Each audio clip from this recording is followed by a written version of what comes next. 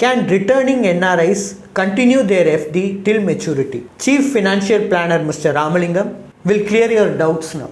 Returning NRIs have a misconception. I have seen it with many of my clients. They assume that even when they return, right, they can continue the FD till maturity and it is tax free, which is not true. The moment they return, they have to redesignate that FD into resident FD. Right. From the date of redesignation, it is actually taxable. Whatever the interest earned till the rate of redesignation, like this, is tax free. Even if you are qualifying as an RNOR, even then it is taxable. Thanks for your detailed explanation. Are you in search of a personal guide who can remove the stress of handling your finances? Then please feel free to avail our expert consultation. And also you can attend our webinars to gain investment related insights. Both the consultation and webinar are absolutely free and you can find the link in the below description. Please like and share and do subscribe to Holistic Investment.